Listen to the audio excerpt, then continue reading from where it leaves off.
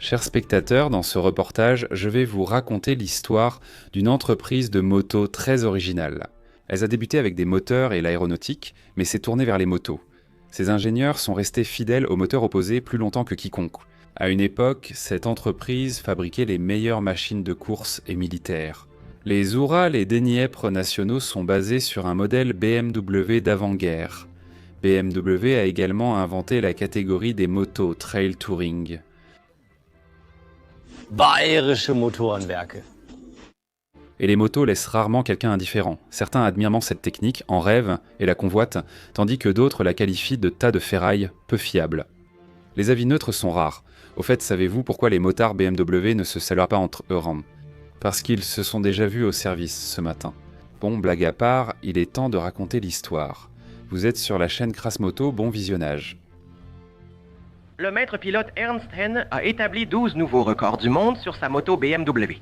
Il ne reste plus qu'une moto avec rayette en course à cause de la malchance du début. C'était une montagne russe émotionnelle, avec des hauts et des bas constants. Voilà la description la plus juste. La nouvelle BMW, 24 ailes de réservoir cardan, bicylindre à plat, démarreur électrique.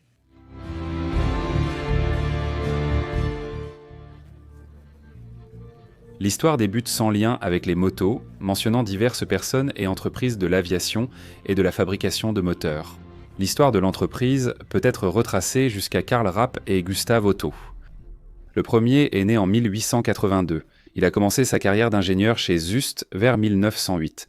Plus tard, il a travaillé comme directeur technique chez Daimler-Benz jusqu'en 1912, après quoi il a pris la tête d'une des filiales de Flugwerk Deutschland GmbH. Flugwerk s'occupait de la production et de la vente d'avions, ainsi que de la conception et de la fabrication d'équipements spéciaux pour les aéroports. Et Karl Rapp était en fait la personne dirigeante de l'entreprise. Mais en 1913, les actionnaires ont décidé d'arrêter la production, et Rapp a racheté la capacité de production et a fondé sa propre entreprise. Karl travaillait sur les moteurs à combustion interne et rêvait de leur production non seulement pour les avions, mais aussi pour les automobiles.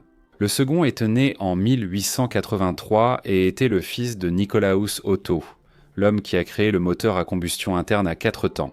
L'amour de Gustav Otto pour les moteurs et autres choses techniques lui a probablement été transmis par son père qui, il est vrai, est décédé lorsque Gustav n'avait que 7 ans. Après ses études, Otto Junior a travaillé chez Bayerische Autogarage à Munich et participé également à des courses automobiles et motocyclistes. Mais ce qui a réellement fasciné l'âme du jeune ingénieur, c'est l'aviation, qui venait d'émerger. Ayant un père célèbre, Gustav essaye constamment de se distinguer, mais il lui était difficile de sortir de l'ombre de son illustre ancêtre. En 1910, il fonde sa propre entreprise, Gustav Otto Flugmaschinenfabrik, également dans le secteur de la construction aéronautique. En 1914, la Première Guerre mondiale commence. Et la guerre, ce n'est pas seulement la mort et la destruction, c'est aussi un moteur pour le développement de certaines industries. Et l'une de ces industries sera l'aviation, qui vient tout juste de naître. L'État consacrait de bons fonds au développement des moteurs et des avions. Il n'est donc pas surprenant que dans ce secteur, un certain nombre d'inventeurs, d'industriels et d'entreprises présentaient tant leur développement et prototypes aux clients, dans le but de décrocher la plus grande part possible du contrat d'État. Au cours de cette agitation, des entreprises naissaient, fusionnaient, fermaient, et ainsi de suite. Tout a commencé en 1913 avec l'idée de fusionner deux entreprises, Rapp Motorenwerk et Otto Flugmaschinenfabrik. Rapp et Otto, malgré leur implication dans l'aéronautique, n'ont pas réussi en affaires, bien qu'initialement les projets d'Otto aient été fructueux. Ils faisaient régulièrement face à des défis de rentabilité de la production et de réalisation de profits. Pour faire simple, Gustav était un bon ingénieur et technicien, mais il était moins doué pour gérer l'argent et diriger la production. Au fur et à mesure que la guerre avançait, les problèmes de production s'aggravaient et en 1915, il a été recommandé à Otto de nationaliser l'entreprise. Au final, l'État a créé un consortium. Les participants ont mis de l'argent en commun et ont imposé leurs règles à Gustav, lui demandant d'arrêter ses bêtises. C'est ainsi qu'en 1916, l'entreprise Bayerische Flugzeugwerke AG, abrégée en Bayerische Flugzeugwerke, a été créée. En 1917, l'usine employait 2400 personnes et la société produisait 200 avions par mois. VDE. Une situation similaire est arrivée avec Rapp. Son entreprise signe un contrat avec les Autrichiens pour la livraison de 600 moteurs d'aviation, mais à cause d'un manque d'organisation, les livraisons ont échoué. Rapp a été contraint de démissionner. Cependant, la version officielle évoque des problèmes de santé. Peu après, une réorganisation de Rapp Motorenwerke a donné naissance à une nouvelle entreprise, Bayerische Motorenwerke GmbH, la célèbre BMW que tout le monde connaît. Le directeur général de l'entreprise devient Franz Joseph Popp, qui, en 1917, embauche un jeune ingénieur motoriste, Max Friz. Et souvenez-vous bien de la personne de Max Friz, car c'est à lui qu'il faut dire merci pour la création de la première moto BMW. L'Allemagne, vaincue lors de la Première Guerre mondiale, s'est vue interdire la production d'avions et de moteurs d'aviation par l'une des nombreuses conditions du traité de Versailles, comme vous vous en souvenez. Cette période aurait pu être fatale pour les entreprises citées plus haut. Pour maintenir la production, il était urgent de maîtriser la fabrication de produits légaux. Le salut est venu d'une licence de fabrication de systèmes de freinage ferroviaire de Knorr Bremse AG, une société berlinoise. L'affaire a été fructueuse et les Berlinois ont racheté BMW entièrement.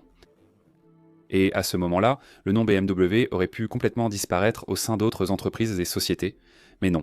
Son ancien principal actionnaire, l'entrepreneur autrichien Camillo Castiglioni, sentait que les restrictions imposées par les vainqueurs allaient bientôt s'assouplir et qu'il serait possible de revenir à la conception de moteurs d'avion. Et dans 1922, il rachète à Knorr Bremse les droits sur la marque et une partie de la production, précisément celle où l'on fabriquait des pièces en aluminium et où l'on assemblait les moteurs. Avant même l'année 22, BMW s'était maintenu à flot grâce à la production de moteurs 4 cylindres en ligne de grande cylindrée pour camions, tracteurs et bateaux. À ce moment-là, un jeune ingénieur nommé Martin Stoll travaillait dans l'entreprise. Pendant son temps libre, Martin aimait se promener sur sa moto de marque britannique Douglas. Un jour, Stoll a décidé de fabriquer le même moteur que celui de sa Douglas.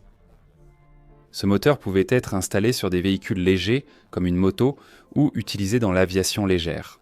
Grâce à ses bonnes caractéristiques de traction, le moteur britannique a été démonté, étudié et copié avec peu de modifications. C'est ainsi qu'est né le moteur BMW M2B15. Ce n'est pas du vol, ils ne l'ont simplement pas payé. Où sont passés les commentateurs qui rappellent sans cesse que les motos Ural et Dniepr viennent de BMW. C'est vrai, elles en viennent, et le premier moteur de moto BMW était une copie du Douglas britannique. Pourtant, il est peu probable qu'immédiatement après la Première Guerre mondiale, Martin Stoll soit allé à Bristol pour négocier une production sous licence. Le M2B15 était un bicylindre à plat de 500 cm3 à soupape latérale, délivrant une puissance maximale de 6,5 chevaux. Le moteur s'est immédiatement fait un nom en Allemagne grâce à sa grande fiabilité et à sa douceur de fonctionnement. Bientôt, la création de Stoll a été installée sur des motos des marques Gelius, Bison, SMV Corona, Oka, mais la machine la plus réussie équipée de ce moteur sera la moto Victoria, où Martin Stoll ira bientôt travailler. Et sur toutes ces machines, le moteur était monté comme sur la populaire et très copié moto Douglas.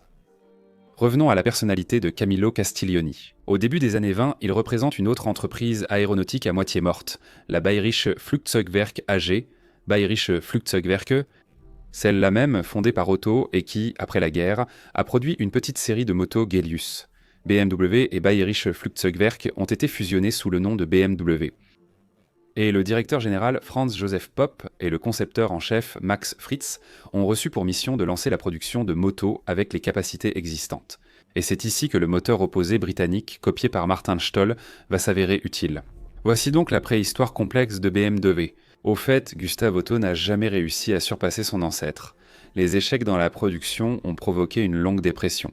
Gustav a même été interné dans un hôpital psychiatrique en 1915, mais après l'amélioration de son état mental, il a essayé de se lancer dans la construction automobile.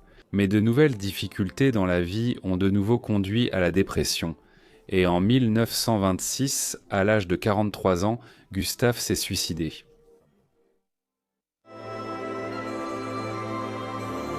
Max Friz, ingénieur en chef de BMW, a participé au développement de la première moto de l'entreprise. Dans l'ensemble, Max aurait pu choisir la voie la plus simple et présenter au public une conception similaire à celle de la moto Victoria ou Gelius. Mais tout s'est passé un peu différemment. Avant de commencer le développement, Castiglioni, Popp et Friz ont étudié la conception de la moto Gelius, qui était produite par la société absorbée Bayerische Flugzeugwerke. Après un bref examen, Friz a rendu un verdict peu encourageant. La meilleure chose à faire avec la Gelius serait de la noyer dans un étang. Voilà, je t'explique simplement. On va te plonger et moi je vais boire une tasse de thé.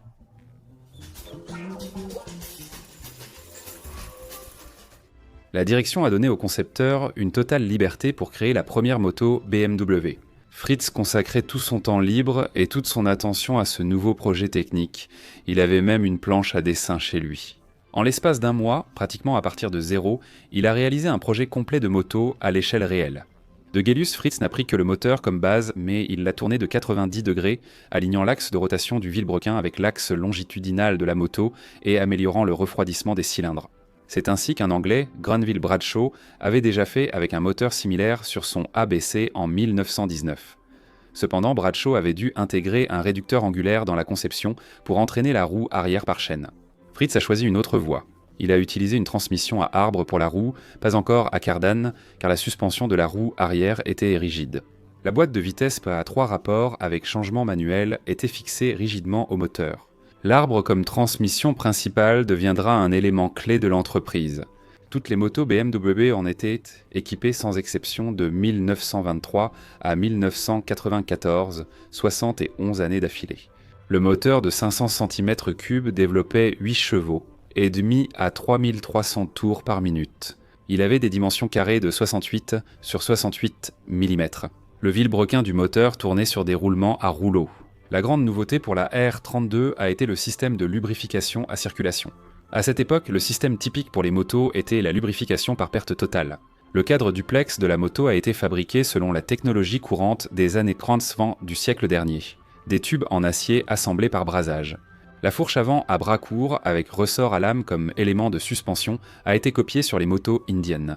Le frein bac aujourd'hui oublié, de type à sabot, n'agissait que sur la roue arrière. Son efficacité extrêmement faible a rapidement conduit à installer un frein à tambour supplémentaire sur la roue avant. Le BMW R32 a fait ses débuts le 28 septembre 1923 au Salon de l'Automobile de Berlin, suivi peu après par une présentation internationale à Paris. Il s'est avéré être l'une des motos les plus chères du marché allemand, 2200 Reichsmark, ce qui a entraîné une demande assez modérée. Environ 1000 machines étaient vendues par an. Cependant, la machine était louée pour sa fiabilité, et malgré la puissance modeste du moteur, grâce à son faible poids de 122 kg, la 32 avait une dynamique convenable. Mais au début, ce ne sont pas les motos qui ont sauvé l'entreprise, mais les moteurs d'avion. Castiglioni a vendu la licence de leur production aux Tchèques, puis a rapidement organisé l'exportation massive vers l'Union soviétique où, à la fin de la décennie, leur production sous licence a été maîtrisée. Cependant, au milieu des années 20, les motos sont également apparues sur les routes russes. Lors du rallye automobile et motocycliste pan-soviétique de 1925, parmi 28 motos de 23 marques, une BMW R32 a participé. À l'issue du rallye, le pilote de cette machine, Alexandre Makourine, a reçu une coupe d'argent. Dans son rapport, il a salué la disposition des cylindres, assurant leur refroidissement uniforme. Dans un paragraphe à part, je voudrais vous parler un peu des noms des produits de la société BMW. Par exemple, la désignation du moteur M2B15 semble assez mystérieuse, mais pas pour les connaisseurs. Il suffit simplement de la décomposer en parties. M signifie moteur, 2, le nombre de cylindres, B, la série, 15, le numéro du projet. Cette rigueur dans les appellations s'est maintenue dans l'entreprise depuis l'époque où elle fabriquait des moteurs d'avion. Pourquoi la plupart des noms de modèles de moto BMW commencent-ils par la lettre R? C'est très simple. Depuis le milieu des années 20, un règlement sur la dénomination des équipements a été adopté. Une lettre spécifique était placée devant le numéro du projet, M pour moteur, G pour transmission, Getriebe en allemand, R pour cadre de moto, Ramen, et F pour châssis de voiture, Fahrgestell. Les premières machines BMW et les suivantes ont ainsi été nommées. Lorsque le cadre de la nouvelle moto a été inscrit sur la liste des projets, il a reçu le numéro R32. Le moteur a reçu le nom M2B33, qui a ensuite été abrégé en M33. La transmission de la moto portait la désignation G34. Le numéro interne du projet du cadre a été officiellement inclus dans le nom commercial BMW R32.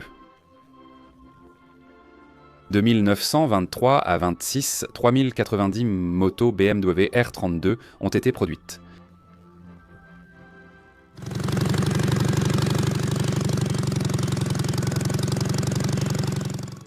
Pour toute marque de moto, le sport motocycliste et ses grandes réussites s'y signifient bruit, popularité, notoriété et un impact positif sur les ventes, la prospérité de l'entreprise et son avenir.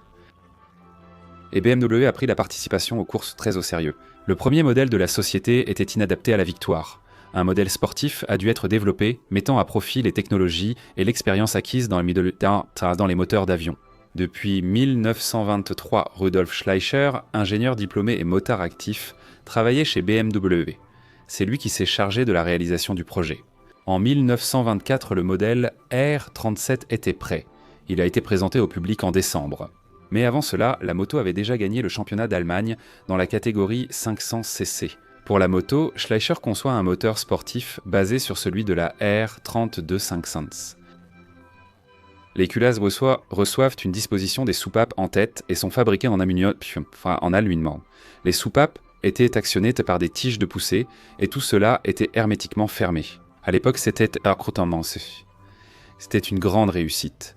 Le moteur développait 16 chevaux, soit 2 fois plus que son prédécesseur. La R37 a participé à toutes les courses possibles, rendant BMW célèbre. En 2 ans, 152 exemplaires de la R37 ont été produits, et pendant cette même période, ils ont remporté plus de 100 courses. Le concepteur lui-même a également apporté sa contribution. Rudolf Schleicher a remporté la médaille d'or lors des 6 jours internationaux de l'ASDT en 1926. De 1924 à 1929, tous les titres majeurs des championnats d'Allemagne dans la catégorie 500 cm3 ont été remportés sur BMW. Revenons à la technique civile. La première moto monocylindre fut le modèle R39 de 1925. Le châssis presque identique au modèle R32 et R37 était équipé d'un monocylindre de 250 cm3 développant 6 chevaux. La première année de production du modèle R39, Josef Stelzer l'a utilisé pour participer au championnat d'Allemagne de course sur circuit dans la catégorie 250 où il a remporté la victoire. Le modèle monocylindre était assez cher et n'a pas rencontré de popularité. Sa production a été arrêtée en 1927. Le 26 novembre 1925 à Berlin, le nouveau BMW R42 a fait ses débuts. Il est venu remplacer le 32. À la place du frein primitif à sabot de la roue arrière, un frein à tambour est apparu, agissant directement sur l'arbre de la transmission principale et situé juste derrière la boîte de vitesse. Le moteur a été sérieusement remanié. Il a reçu des culasses amovibles en alliage d'aluminium pratiquement de la même forme que celle que nous connaissons sur la moto M72. La puissance du moteur a été portée à 12 chevaux, soit 1,5 fois plus. Mais les industriels ont réussi à réduire le prix de cette nouvelle machine. Le R42 coûtait 1510 Reichsmarks. Au final, le 42e a dépassé son prédécesseur en nombre d'exemplaires produits, et ce, 2 fois plus. Les ingénieurs de BMW ont vite repris le travail après le lancement du nouveau modèle. Dès l'année 28, ils ont présenté 2 modèles de moto avec un moteur opposé à soupape latérale, la 500R 52 et la 700R 62. Le principe modulaire a été utilisé dans la conception du moteur. Les 2 moteurs avaient la même course de piston, 78 mm, et donc les mêmes vilebrequins, bielles, etc. La différence de cylindrée était obtenue grâce au diamètre du cylindre, 63 mm pour la 500 et 78 pour le modèle supérieur. La R52 développait toujours les mêmes 12 chevaux que la R42, tandis que la 62 atteignait déjà 18 chevaux. Les moteurs étaient associés à une boîte de vitesse à 3 rapports de nouvelle conception et des pneus modernes de 19 pouces ont remplacé les anciens pneus à talons. Pour la première fois, l'éclairage électrique est devenu un équipement de série sur les motos. Malgré un certain nombre d'innovations, le modèle d'entrée de gamme a conservé le même prix que le 42 et le 62 ne coûtait que 10% de plus. À cette période, policiers et militaires avaient déjà apprécié les qualités techniques BMW. Les exportations ont aussi augmenté. Et, malgré une période de production d'environ 1 an, peut-être quelques mois de plus, 8700 motos ont été produites. Une période de production aussi courte s'explique par le fait que l'entreprise avait déjà préparé la sortie du nouveau modèle R11. Sa particularité était un cadre entièrement nouveau. L'ancienne structure tubulaire soudée ne supportait pas l'utilisation avec un sidecar et était coûteuse à produire. C'est pourquoi les ingénieurs de l'entreprise en ont conçu une nouvelle. Elle était composée de 2 moitiés embouties, assemblées par des rivets ainsi que par soudure à l'avant. La fourche avant était également fabriquée à partir de pièces embouties, assemblées par des rivets avec une traverse inférieure moulée, tout en conservant l'ancien schéma de conception avec un ressort carte elliptique. Le bicylindre opposé de 750 cm3 de 18 chevaux du groupe motopropulseur est resté inchangé. Le modèle 500 n'était plus produit. En 5 ans, BMW a fabriqué environ 7500 R11. Pour leur endurance et leur fiabilité, ces machines ont été appréciées par l'armée, et pas seulement l'armée allemande. Et voici encore un fait intéressant. Le R11 a été la première moto à entrer en service au département de régulation de la circulation routière de Moscou. Une petite quantité de cette machine a été achetée en 1930-31. Parallèlement au R11, le modèle R16 était produit. Il était équipé d'un moteur opposé à soupapes en tête plus puissant et était positionné comme une moto de tourisme. Le moteur d'une cylindrée de 736 cm3 pouvait se vanter d'une puissance de 25 chevaux, et sur les dernières versions de 34, la puissance est montée à 33. En 5 ans, 1006 unités de R16 ont été produites. Un spectateur attentif pouvait remarquer, à première vue, une petite incohérence. Du 28e au 29e, près de 9000 motos ont été produites. Puis le bien-aimé et fiable R11, en 5 ans, seulement 7500. Comment cela se fait-il ? Rappelez-vous l'histoire. Que s'est-il passé en 1929 ? Plus précisément lors du Jeudi Noir, le 24 octobre et les jours qui ont suivi. La Grande Dépression a commencé et ses répercussions ont rapidement atteint l'Allemagne.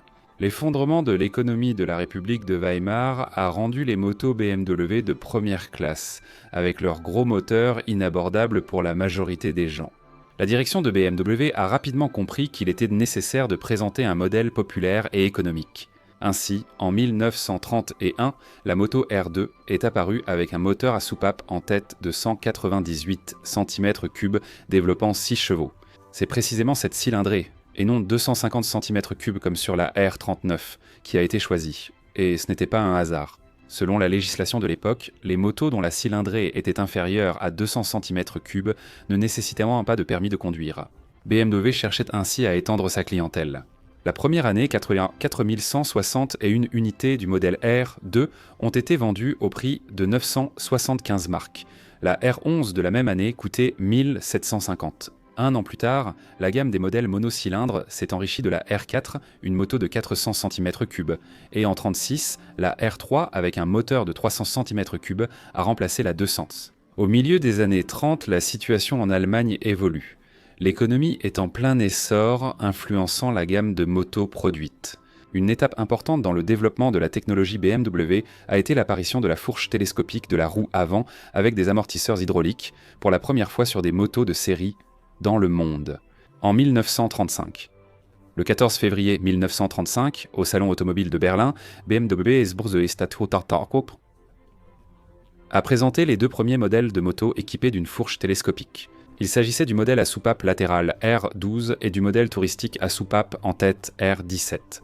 Les motos étaient dans la continuation des modèles R11 et R16 respectivement. La R12 était équipée du même moteur à opposé à soupape latérale. Grâce aux 2 versions de carburateurs utilisées, la puissance de son moteur était de 18 ou 20 chevaux. Il était simple, fiable et facile à entretenir. Le moteur ne surchauffait pas par temps chaud et démarrait au quart de tour par tous les temps froids grâce au dispositif de chauffage du collecteur d'admission par les gaz d'échappement. Les roues étaient interchangeables, la boîte de vitesse est devenue à 4 rapports.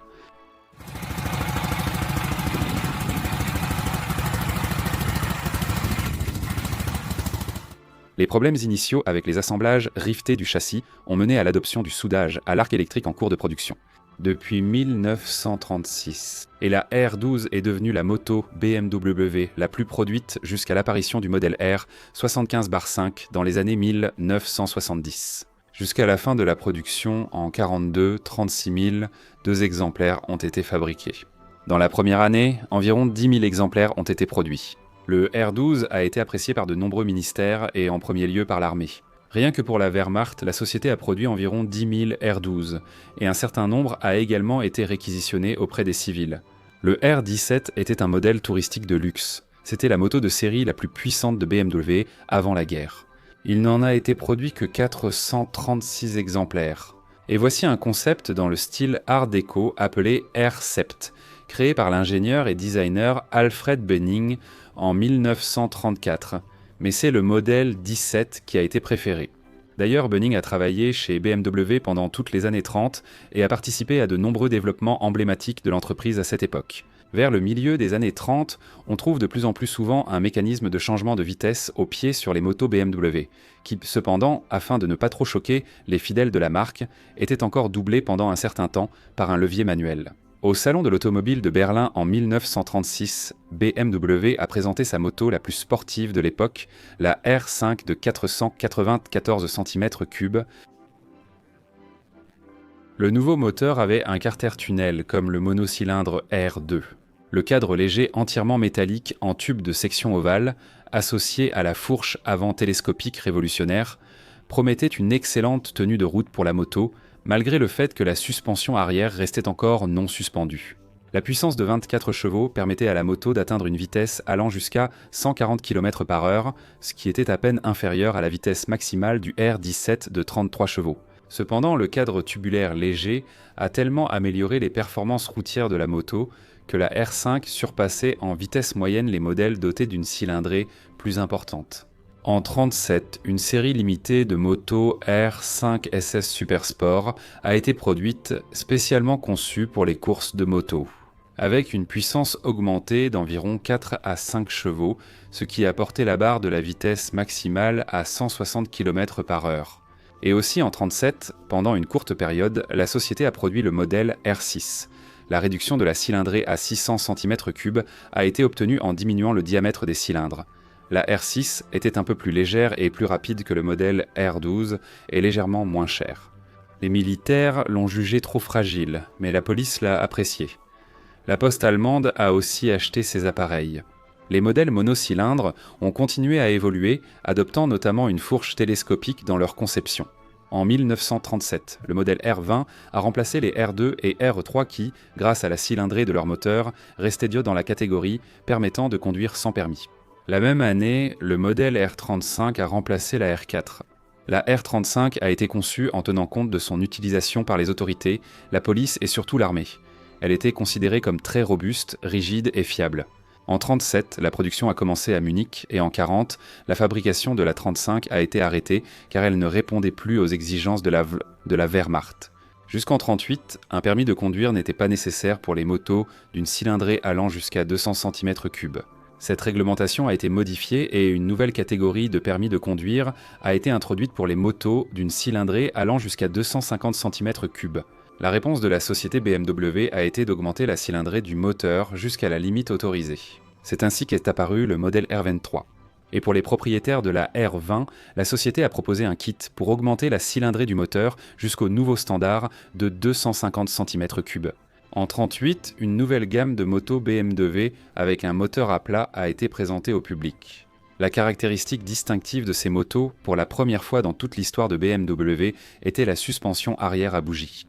Puisque la roue était désormais mobile par rapport au cadre et au moteur avec la boîte de vitesse, il a fallu installer un joint de cardan sur l'arbre.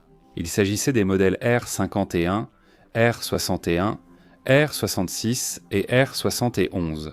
Deux avec des moteurs à soupape latérale, les deux autres à soupapes en tête. La R51 était la continuité du modèle R5 et la R66 a remplacé le modèle 17. La R61 et la R71 ont remplacé la R6 et la R12. Bien que, si vous vous souvenez, la 12 a été produite parallèlement jusqu'en 1942.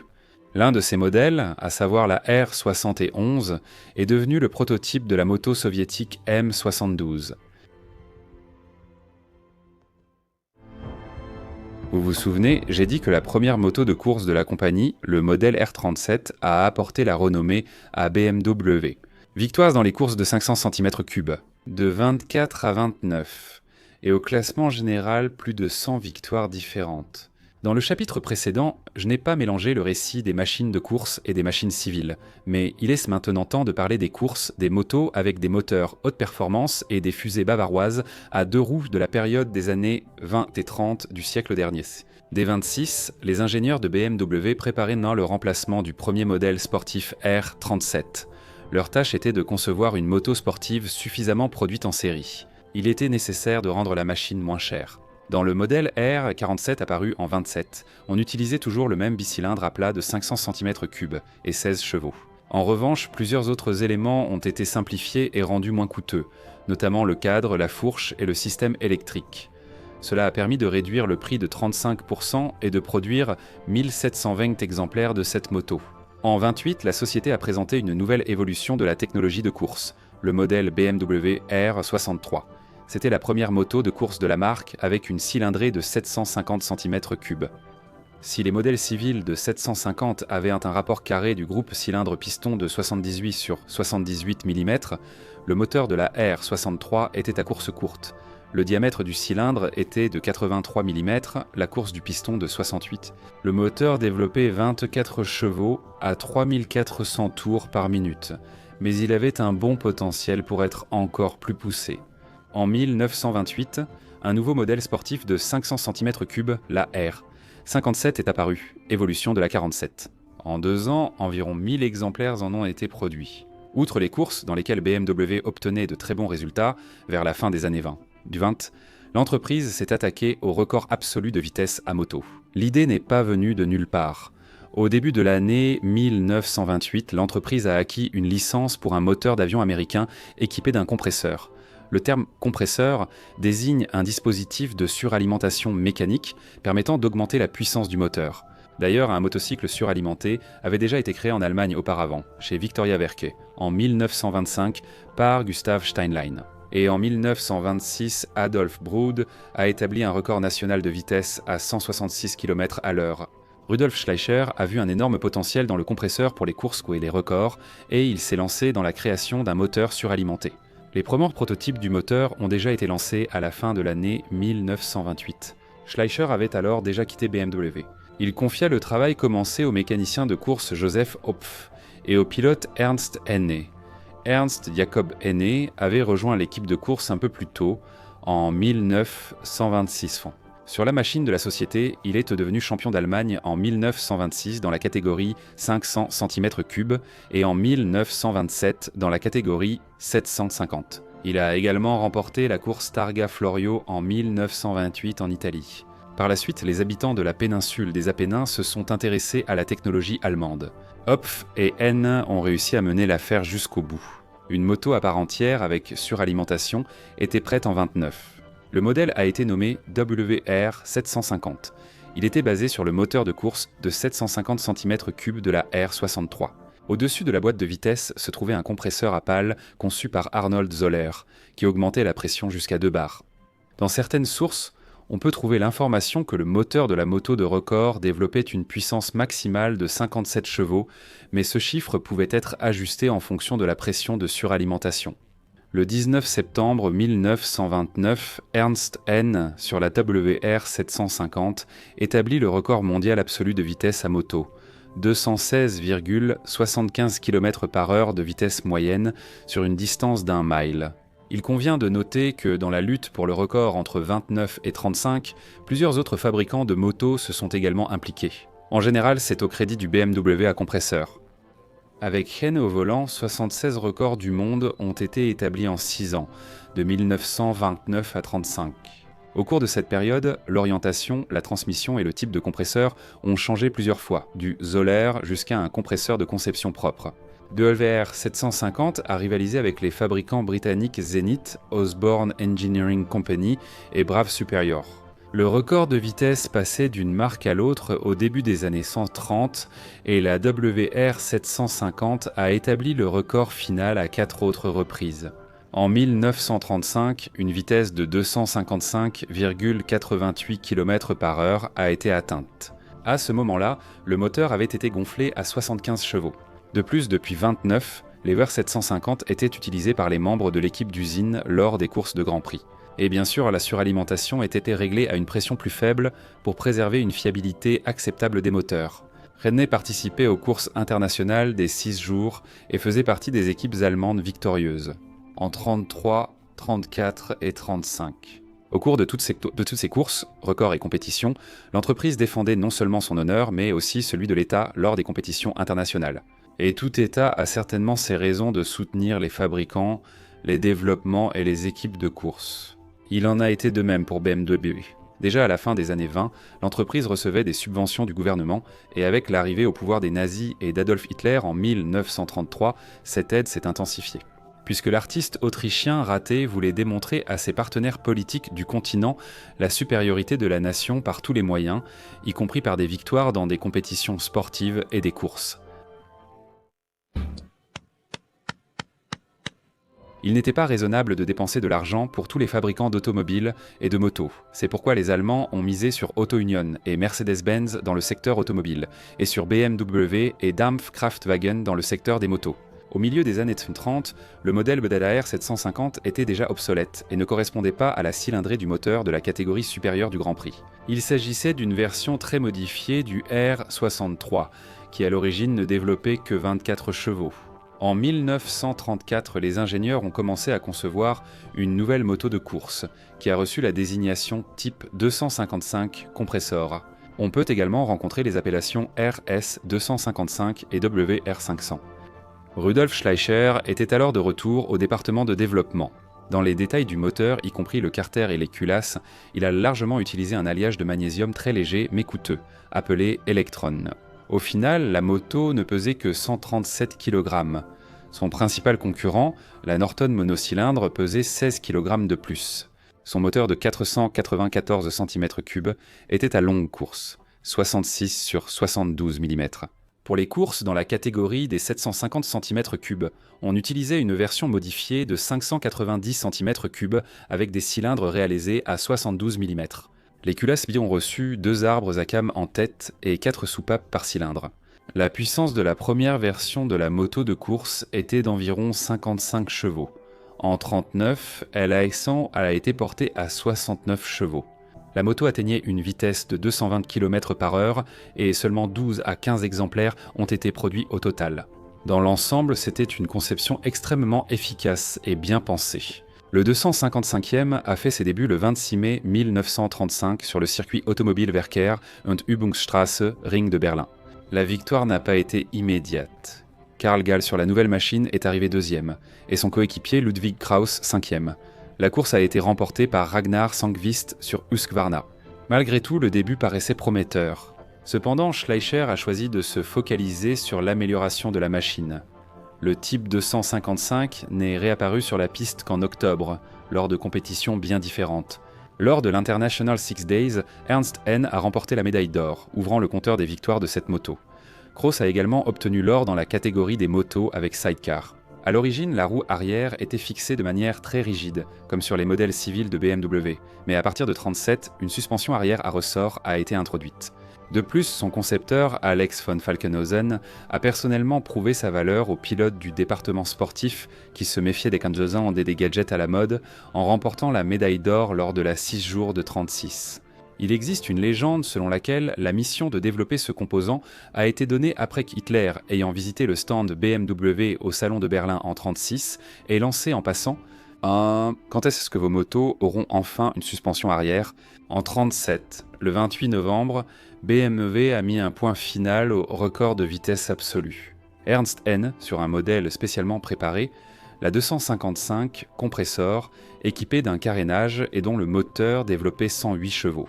Sur l'autoroute Francfort-Munich, il a atteint la vitesse de 279,503 km/h, prenant ainsi le record absolu de vitesse à l'italienne Gilera. Et ce résultat est resté invaincu pendant 14 ans, jusqu'à ce qu'il soit battu en 1951. La même année, les compresseurs ont fait leur début lors de la course Tourist Trophy sur l'île de Man. En 1938, le championnat d'Europe s'est déroulé pour la première fois en plusieurs étapes, et lors de la première étape sur l'île de Man, les Allemands ont connu un échec. Karl Gall s'est crashé à moto et a été éliminé pour le reste de la saison. Georg Maier a endommagé le filetage de la bougie d'allumage avant la course et n'a pas pris le départ. Et c'est Jock West qui a tout assumé en terminant à la 5e place. Mais ensuite, Maier a remporté les Grands Prix de Belgique, des Pays-Bas, d'Allemagne et d'Italie, une première pour BMW, devenant ainsi champion d'Europe. En 1939, alors que la guerre menaçait, Norton a choisi de ne pas engager d'équipe d'usine.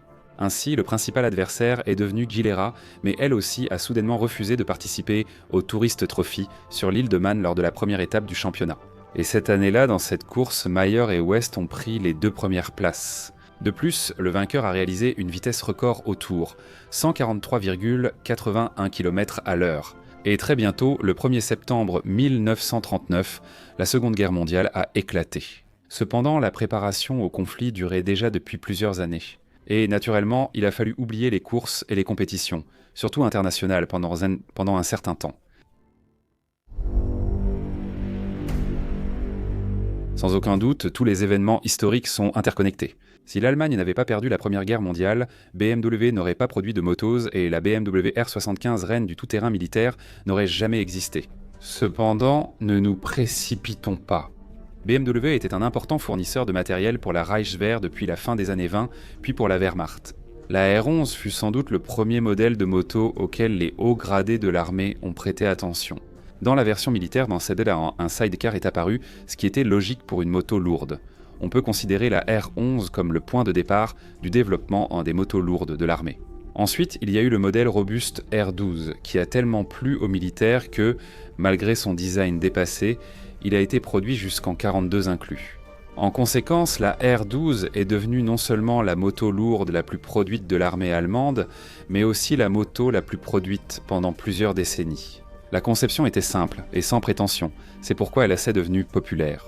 Le seul inconvénient qui est apparu lors de l'utilisation intensive sur le front de l'Est était la faible distance entre la roue et le garde-boue, un héritage de la vocation initialement civile de la moto. Cet espace restreint se remplissait rapidement de boue et de neige, ce qui compliquait la poursuite du déplacement. La solution typique pour la Wehrmacht fut l'utilisation de la BMW R12 avec un sidecar fabriqué par la société Steyr. Pendant la production, un sidecar standard BW40 avec suspension à barre de torsion est apparu. Le sidecar était à la fois un avantage et un inconvénient pour la moto. D'un côté, elle permettait d'installer une mitrailleuse ou de transporter des charges, de l'autre, en tout terrain, elle agissait comme une ancre. Sans doute le prototype le plus inhabituel avec des perspectives de livraison à l'armée basé sur la R12 a été créé en 1936. Un ingénieur du nom de Reimer Schmidt a créé une motoneige appelée Schnickrad. Une énorme chenille entourait la moto et le conducteur assis au-dessus était protégé par des carénages métalliques. Le sidecar reposait sur un ski et la direction se faisait grâce à la flexion de la chenille élastique. Le projet a produit un seul prototype, Kittin Tanzini Framsi, qui s'est avéré extrêmement complexe et d'une efficacité douteuse. La Wehrmacht utilisait assez massivement les modèles monocylindres R4 et R35, et avec le début de la guerre, pratiquement tout ce qui pouvait rouler a été réquisitionné pour le service. Cependant, il ne s'agissait là que de matériel à usage quasi civil, au mieux on le peignait aux couleurs militaires et on modifiait en quelques détails.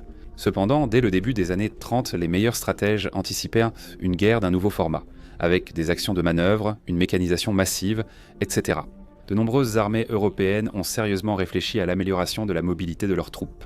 Ainsi, en 1935, le concept d'infanterie militaire motorisée à moto a vu le jour, selon lequel une moto avec sidecar devait transporter 3 soldats entièrement équipés jusqu'à la ligne de front en un temps record. Le problème de la roue du sidecar de la moto, qui devenait un véritable ancre sur terrain difficile, devait être résolu par la transmission sur celle-ci. Dans le cadre du développement de la moto militaire Miracle, en 1937, la direction de la Wehrmacht a formulé un cahier des charges techniques pour les 2 plus grands fabricants de motos lourdes, BMW et Zundap. En 1939, les prototypes des modèles R75 de BMW et KS 750 de Zundap étaient prêts. Et il existe généralement chez le grand public un stéréotype selon lequel les Allemands auraient été les premiers au monde à utiliser une roue motrice sur le sidecar avec ces 2 motos. Mais ce n'est pas le cas. Cette solution, le génie teuton l'a probablement empruntée à ses voisins du continent, sans doute aux Belges ou aux Français. Pour la première fois, un tel système a été proposé presque simultanément et indépendamment l'un de l'autre par 2 inventeurs, le russe Piotr Majarov et l'anglais Henry Bohan. Fin 1929, Piotr Majarov a construit une moto expérimentale IG-2. Et Henry Bohan a créé le premier exemplaire d'une véritable moto avec un sidecar motorisé, qu'il produisait en toute petite série sous la marque Bohan. De 30 à 36, les Belges ont été les premiers à utiliser ce système pour une moto militaire de série. Il s'agissait du modèle Fabrique Nationale M12A SM apparu au début de l'année 37. Peu après, les Français ont introduit la moto Gnome et Rhône. Les essais routiers en général, et en particulier la compétition internationale des 6 jours, ont joué un rôle très important dans le développement des motos militaires allemandes. Cela a eu un impact particulièrement fort sur la préparation des nombreux corps motocyclistes, qui sont devenus l'avant-garde des divisions blindées allemandes.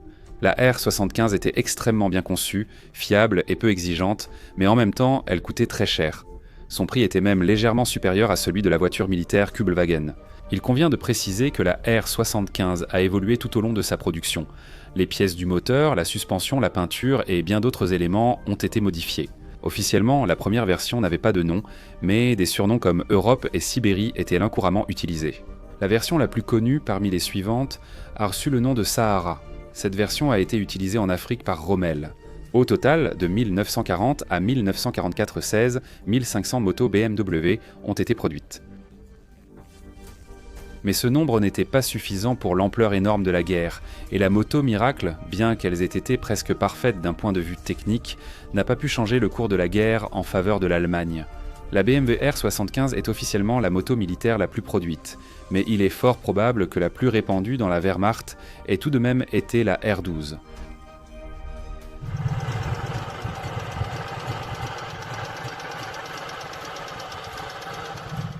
Quant à la BMW R71 que l'Union des républiques socialistes soviétiques a copiée en 1939 et a commencé à produire sous le nom de M72, la Wehrmacht l'achetait à contre-cœur, ce qui a déterminé son faible tirage, seulement 3458 exemplaires. Mais le M72, en termes de production, a dépassé l'allemand presque 100 fois. Plus de 330 000 exemplaires entre 41 et 60. Pendant la Grande Guerre patriotique, seuls 16 860 M72 ont été produits, un volume comparable à celui du R75. D'ailleurs, les soviétiques n'étaient pas les seuls à copier BMW. Voici par exemple le Harley-Davidson XA créé pour la guerre en Afrique. Les Américains ont pleinement apprécié l'avantage du moteur à plat. Ou encore le ratier français d'après-guerre, produit pour la police et l'armée. Les Français ont considéré les développements, les plans et une certaine quantité de matériel BMW comme des trophées de guerre légitimes. Eh bien, tu es vraiment un Français.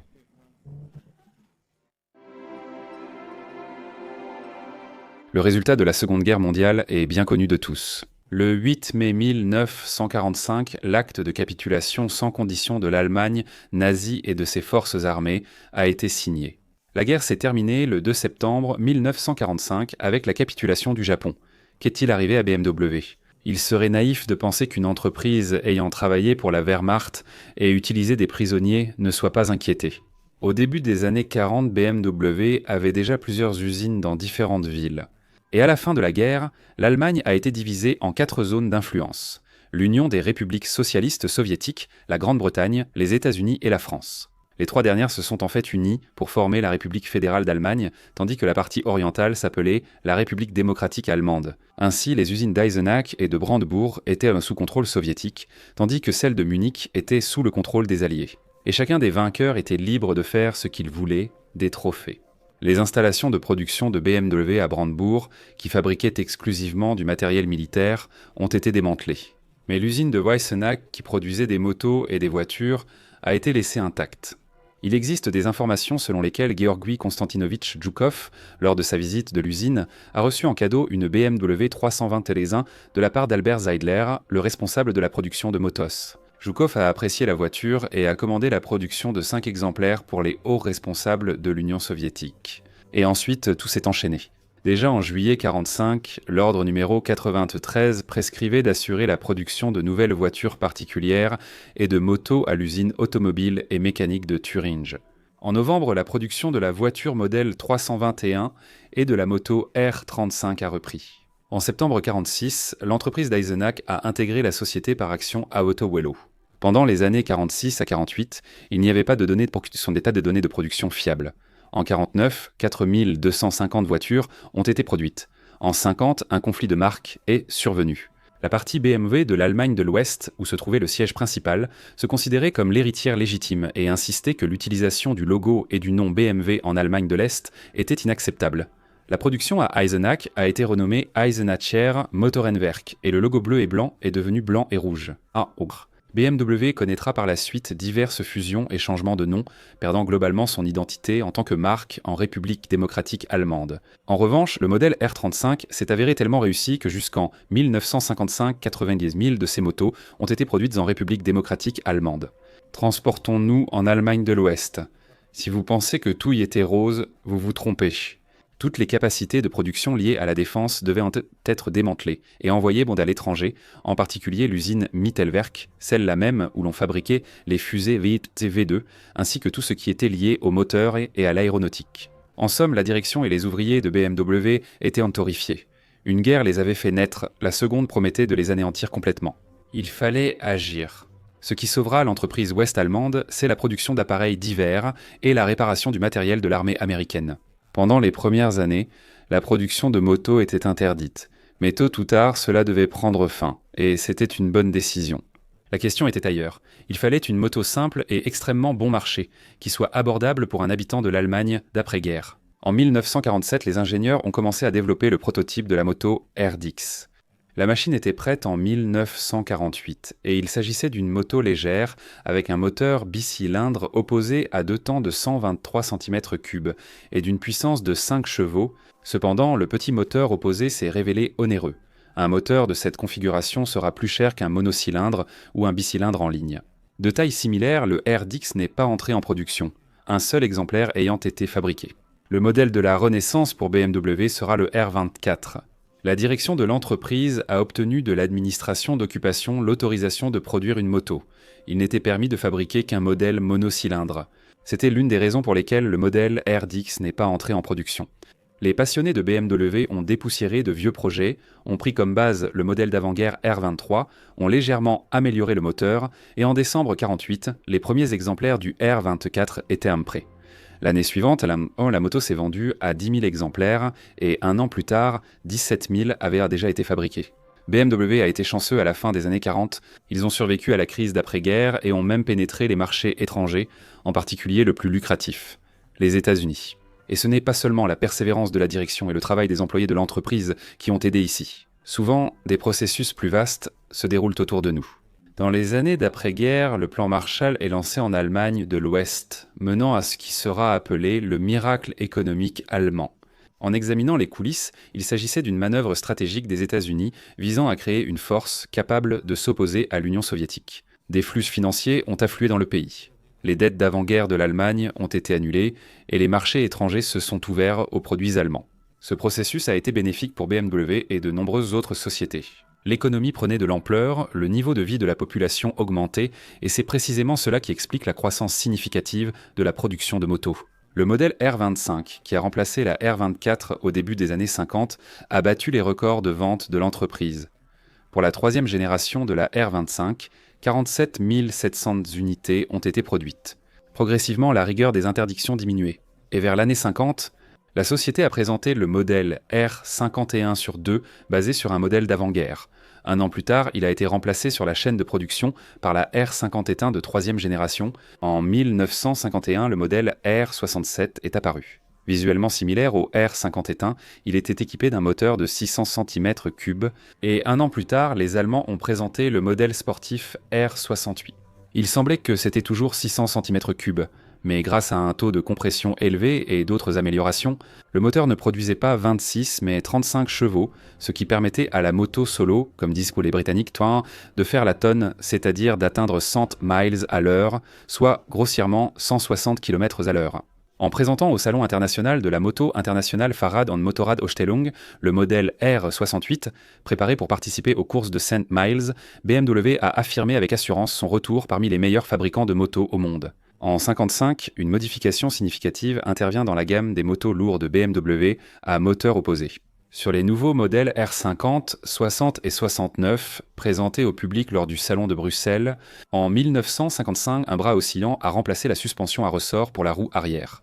À l'avant, un bras oscillant avec deux amortisseurs a été utilisé au lieu de la fourche télescopique. Cette suspension avant s'appelle Earls, du nom de son inventeur, l'anglais Ernest Earls. Chez BMW, ils ne l'ont pas utilisée par hasard.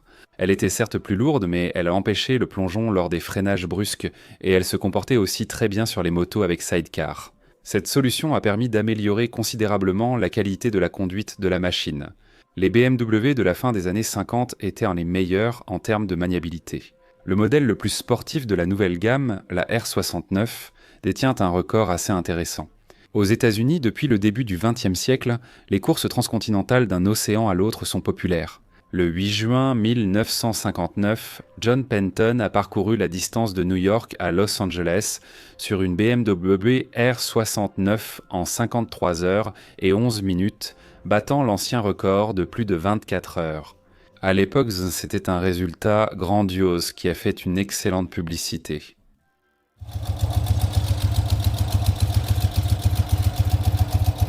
Et aussi de 54 à 64. Dans les années 50, BMW produisait sous licence l'Isetta, une micro-voiture populaire en Europe d'après-guerre en raison de son prix bas et son accessibilité. La petite voiture a été créée à Milan dans l'entreprise de fabrication de scooters et de réfrigérateurs Iso SPA, dirigée par Renzo Revolta.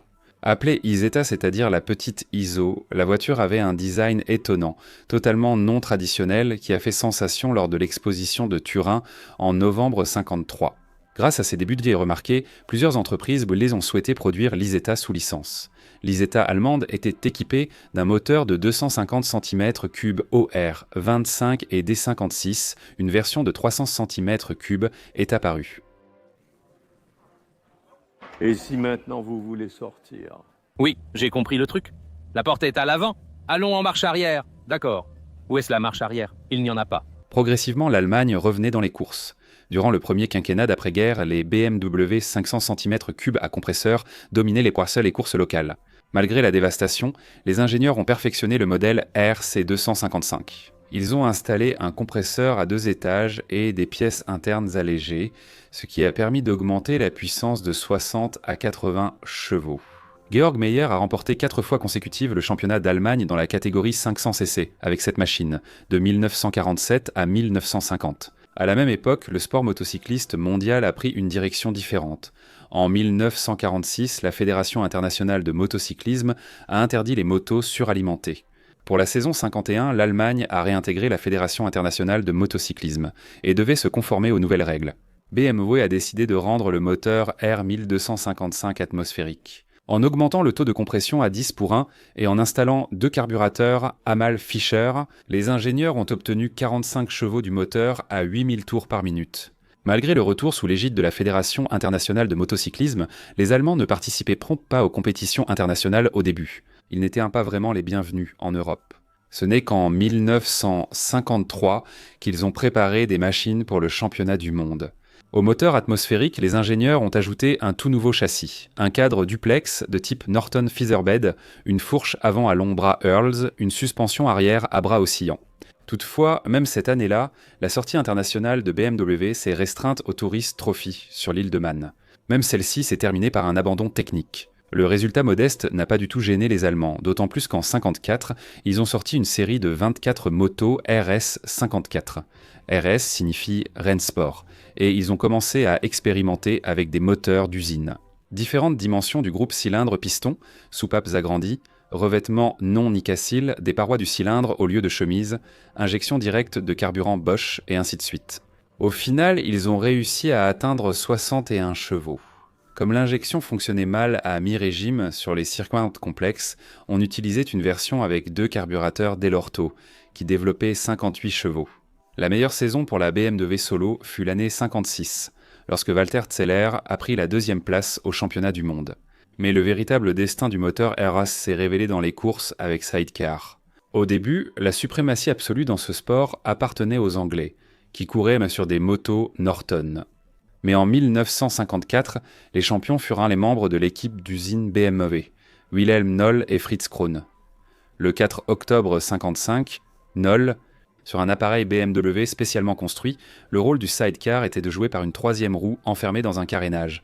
Il a établi 18 records dans la catégorie des sidecars, atteignant une vitesse maximale de 280 km/h. Au total, les pilotes de moto BMW avec sidecar sont devenus champions du monde 19 fois entre 1954 et 1974. De plus, non seulement les membres de l'équipe d'usine ont connu du succès, mais aussi des pilotes indépendants, qui utilisaient les moteurs des RS54 produits en 1954. L'entreprise leur fournissait de nouvelles pièces détachées, à condition qu'ils retournent les pièces usées. Au milieu des années 50, les entreprises européennes de moto traversent une crise. Cela est dû à l'amélioration du niveau de vie et à l'apparition de petites voitures abordables. En Italie, par exemple, le tueur de moto fut la Fiat 500. Ainsi, de plus en plus de personnes préféraient 4 roues à 2. Un toit au-dessus de la tête, pas d'éclaboussures sur les vêtements, etc. C'est justement à cette époque que le concept de moto avec sidecar est massivement délaissé. Et cette crise n'a pas épargné BMW. En 1954, l'entreprise a produit 30 000 motos et en 1957, ce chiffre était tombé à moins de 5 500. À la fin des années 50, BMW traversait une période financière difficile. Elle a à peine évité la fusion avec Daimler-Benz grâce à un financement des frères Herbert Quandt et Harald Quandt, au succès croissant de la division automobile et à la vente de la division des moteurs d'aviation. À la fin des années 50, les motos BMW étaient en dépassé, avec leur concept de cardan sur monocylindre. Désolé, un moteur à plat ? Oui, c'était le roi des moteurs dans les années 30, mais dans les années 50, ce sont déjà les 4 cylindres en ligne qui dominaient dans les courses. Un sidecar. Avec la motorisation croissante de l'Europe de l'Ouest, le besoin de sidecar a disparu. Les changements sur le marché de la moto ont conduit à l'arrêt de la production du dernier modèle monocylindre à cardan en 67. Dans les années 60, un certain nombre de motards ont commencé à s'intéresser à des modèles plus sportifs. La R50 et la R60 de deuxième génération, ainsi que la R69S, sont devenus les derniers modèles sur lesquels il était possible d'installer un sidecar. BMW, dans le secteur de la moto, a misé sur 2 choses. Premièrement, leur grande expérience dans la fourniture de matériel aux administrations, comme l'armée et la police avant la Seconde Guerre mondiale. Et à partir du modèle R51, ils produisent en masse des motos pour les forces de police de différents pays, aussi bien en Europe qu'en Amérique. Il s'agit de contrats portant sur des centaines de milliers d'unités, représentant des revenus garantis pour l'entreprise. La popularité des motos BMW auprès de la police s'expliquait par leur fiabilité et leur allure représentative. L'entreprise équipait elle-même entièrement les véhicules de tout le nécessaire pour le service. Sirènes, gyrophares, porte-bagages, arceaux, peintures spécifiques et ainsi de suite. Et cela selon le principe « tous vos caprices pour votre argent ». Signature du contrat et c'est parti. C'est précisément grâce à cette approche que, tout au long de l'histoire de l'entreprise, les motos BMW ont été en service dans près de 150 pays. Le deuxième point sur lequel ils ont misé, ce sont des modèles puissants, dynamiques et en même temps fiables. En 60 apparaissent les R50C et R69C. Il existait également une version R70 États-Unis, spécialement pour le marché américain, équipée d'une fourche télescopique. Le moteur de la 69, d'une cylindrée de 600 cm3, développait 42 chevaux. Et c'était la moto de série la plus rapide de BMW, atteignant 175 km/h. C'est ce moteur qui a permis à BMW de s'imposer à l'international. Les BMW ont commencé à rouler sur les routes européennes et ont aussi conquis les autoroutes américaines. Dans la presse, cette moto était comparée à une Rolls-Royce. Et vous pensez qu'un Allemand moyen, qui venait de reconstruire sa ville après la guerre, roulait sur une telle machine ? Pas du tout. La plupart des motos produites dans les années 60 étaient envoyées aux États-Unis, là où il y a de l'argent. Cependant, sur d'autres continents, les motos apparaissaient de plus en plus sur les routes. L'un des voyages les plus marquants, qui a servi de nouveau coup de publicité retentissant pour la marque BMW, fut l'expédition de Danny Liska sur le modèle R60. En 1958, Danny achète une BMW R60 et, à la fin juillet de l'année suivante, il part pour l'Alaska et commence à voyager.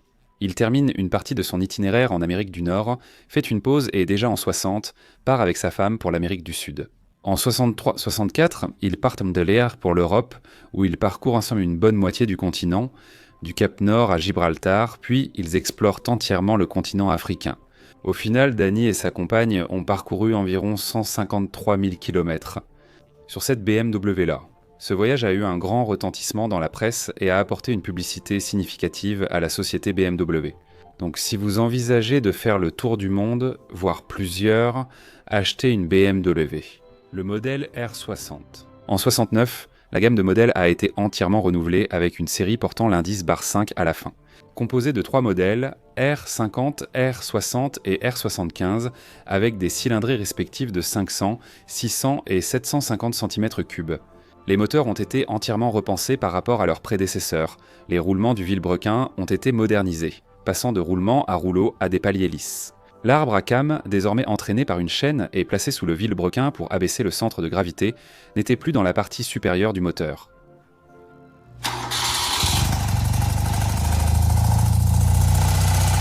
Pour la première fois, un démarreur électrique était proposé, bien que le Kickstarter traditionnel, monté sur la boîte de vitesse, ait été conservé. Le style des premiers modèles comprenait des panneaux latéraux chromés et un réservoir restylé.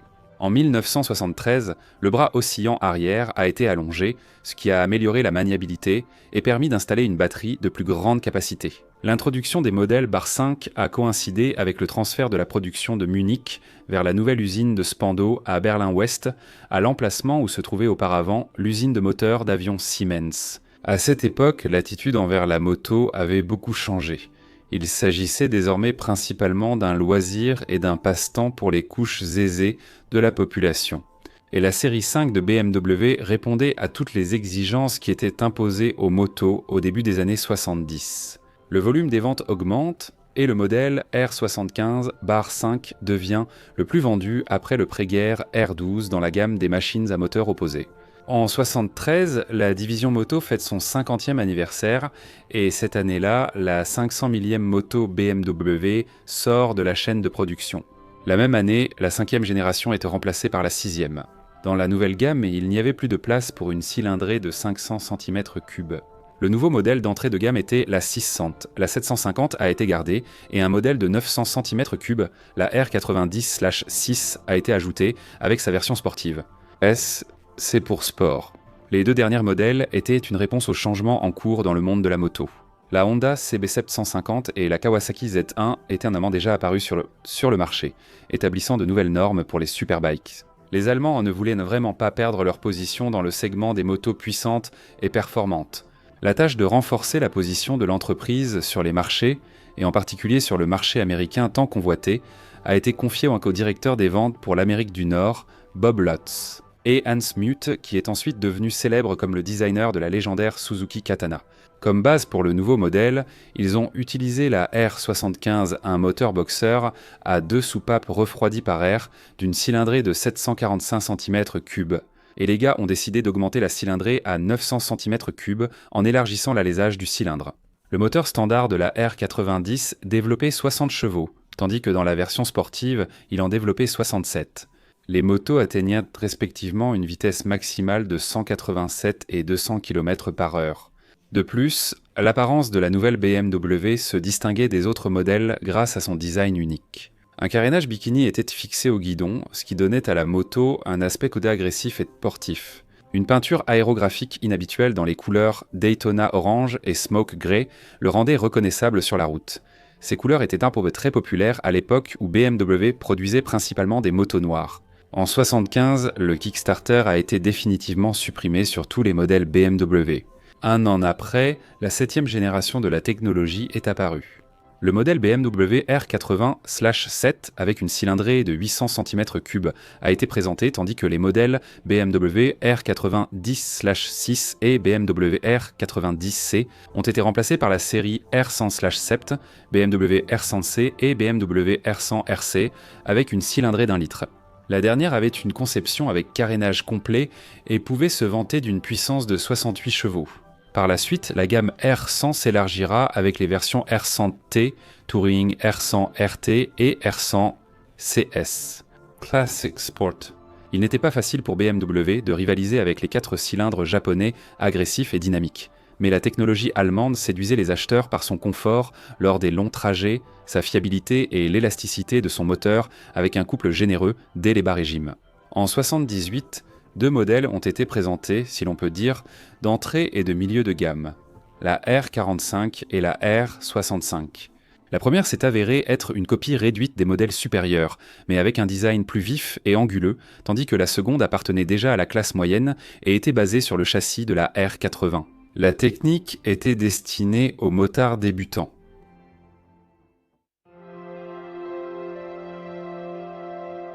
Les années 70 ont été une période normale pour BMW dans l'ensemble, malgré la domination croissante des 4 cylindres en ligne japonaise dans ce segment. L'entreprise était financièrement saine et a décidé de participer à des courses. Le Flat Twin ne dominait plus les compétitions sur route, et il a été décidé de se concentrer sur la deuxième discipline la plus populaire, le tout-terrain.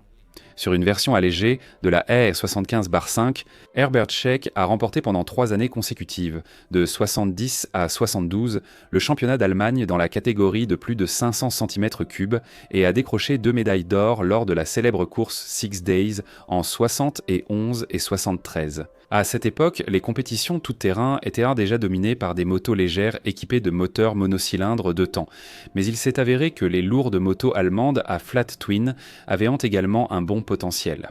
En 1979, BMW remporte le championnat allemand tout-terrain. Cela marque le début du parcours réussi de la marque dans les rallyes des années suivantes. À la fin des années 70, les compétitions de rallye gagnent en popularité. Le rallye le plus célèbre de nos jours, le Dakar, a eu lieu pour la première fois à la fin décembre 79 et au début janvier 80. Au départ, on pensait qu'une moto de cylindrée moyenne et de faible poids pouvait gagner dans ce genre de course. Personne n'aurait pu imaginer que les lourds éléphants allemands, avec leurs cylindres saillants, réussiraient dans cette compétition. Mais les 4 victoires au Dakar en 1981, 1983, 1984 et 1985 prouvent le contraire. En 1980, BMW a en fait inventé la catégorie des motos à double usage, ou bien le trail routier.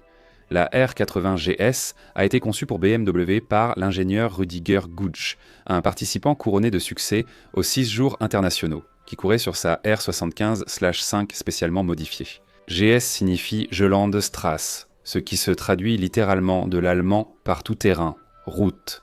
En 1987, l'indice a commencé à s'écrire sans la barre oblique et la signification a légèrement changé. Désormais, GS signifiait Gelandsport, c'est-à-dire sport tout-terrain. J'ai aussi vu une interprétation qui signifie Gentleman Scrambler, mais personnellement, j'ai des doutes concernant ce terme. Bon, passons. La R80 GS est dotée d'un moteur de 800 cm3 de 50 chevaux. Le moteur provenait de la R80 107, mais il utilisait un revêtement de cylindre Nicacil, ce qui a permis de réduire le poids. Comparé au modèle routier, ce modèle avait une garde au sol plus haute, des débattements de suspension plus grands et des rousses tout-terrain. C'est sur ce modèle qu'est apparue la suspension monolever pour la première fois. BMW avait déjà connu du succès dans les compétitions tout-terrain et les 6 jours. Et il aurait été impardonnable de ne pas tester le nouveau modèle tout en ne le promouvant pas lors d'un événement grandiose.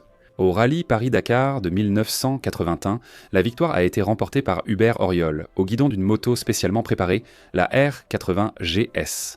L'année suivante, les Bavarois ont cédé face à Honda, mais dès 1983, Auriol a de nouveau répété son succès sur la version 870 cm3 de la R80 GS. Gaston Raillier a remporté le Dakar sur la R80 GS en 1984 et en 85. La cylindrée du moteur a été portée à 1000 cm3 et la puissance à 75 chevaux. Et Raillier a de nouveau remporté la victoire. Ce fut un immense succès, faisant de la R80 GS un best-seller. Les rallyes étaient très populaires dans les années 80. Et qu'est-ce que voulait un motard ordinaire après avoir vu à la télévision des images de pilotes affrontant des conditions incroyablement difficiles, luttant contre les sables et les champs de pierre du Sahara? Il voulait ressentir ne serait-ce qu'une petite part de cette adrénaline. Et pour l'immense majorité, il suffisait de quitter l'asphalte pour la première piste en terre afin de ressentir l'euphorie, tandis que la sueur perlait dans leur dos. Eh bien, pour les motards plus expérimentés, c'était un voyage avec des éléments d'aventure et de conduite non seulement sur les routes publiques. Et pour cela, bien sûr, c'est la BMW R80 GS qui devait aider. Après tout, elle a remporté le Dakar pas moins de 4 fois. BMW a agi de manière très intelligente dans la promotion de la nouveauté. La société proposait de nombreux accessoires supplémentaires pour la moto. Un réservoir de 32 litres au lieu de 19 litres et demi, avec la signature de Gaston Raillier. Selle monoplace, échappement en inox, système de bagages, etc. Cela signifiait que, pour la première fois, un constructeur de moto proposait directement aux consommateurs une moto prête pour les voyages et les aventures hors route. Et en 1984, en l'honneur de ses victoires, la société a sorti une série spéciale de R80 GS Paris-Dakar de route. Ces motos se distinguaient par un réservoir de carburant agrandi, à la manière des machines de course. On peut dire que c'était l'arrière-grand-père des oies modernes avec le suffixe Adventure. De 80 à 87, 21 860 motos de ce modèle sont sorties de la chaîne de production et le début de la gamme GS de BMW a été lancé. Jusqu'à présent, le segment des gros enduros confortables pour les voyages reste l'une des pierres angulaires du secteur moto de BMW. En 1986, la R80 GS a été rejointe par la R100 GS avec un moteur d'1 litre et en 1987, la R65 GS a remplacé la R80 GS. En 2009, BMW avait produit un demi-million de motos de la série GS. C'était un succès. Tout cela grâce au travail minutieux des spécialistes du marketing de BMW, qui ont promu de toutes les manières possibles la Wunder Moto pour conquérir les étendues dans le terrestre. Ils ont aussi souligné la technologie et des événements extérieurs, que valent à eux seuls les voyages d'Ewan McGregor et Charlie Boorman, soigneusement documentés dans la série Long Way Round. Et ce duo roulait sur des R1150 GS. Avant de lancer le projet, l'équipe devait choisir entre signer un contrat avec BMW ou KTM. Ils ont choisi KTM, mais quelques mois avant le départ, KTM a refusé de collaborer, invoquant l'impossibilité de traverser la Sibérie. Finalement, un contrat a été signé avec BMW pour la fourniture de 3 R1150 GS qui ont été modifiés afin de mener à bien la mission. Les autres marques n'avaient plus qu'à essayer de rattraper BMW et de tenter de prendre une part de ce segment de marché. BMW faisait également face à des défis dans le secteur des motos routières avec une concurrence japonaise croissante, particulièrement dans les segments routiers et sportifs. Vers le milieu des années 70, BMW envisageait même d'équiper ses nouveaux modèles phares d'un moteur à 4 cylindres à plat. Mais en 1975, la Honda Goldwing 1000, avec un moteur de cette configuration, a fait ses débarques publics. Une telle technologie de BMW aurait semblé secondaire de toute façon. Il a donc fallu archiver les plans et chercher d'autres solutions. En 1977, l'ingénieur de 28 ans Joseph Fritzenwenger a construit un prototype de moto avec un moteur automobile en ligne longitudinale provenant d'une Peugeot 104. Mais cette création n'a pas satisfait l'équipe d'ingénieurs. La moto équipée d'un moteur automobile s'est révélée extrêmement lourde et peu maniable.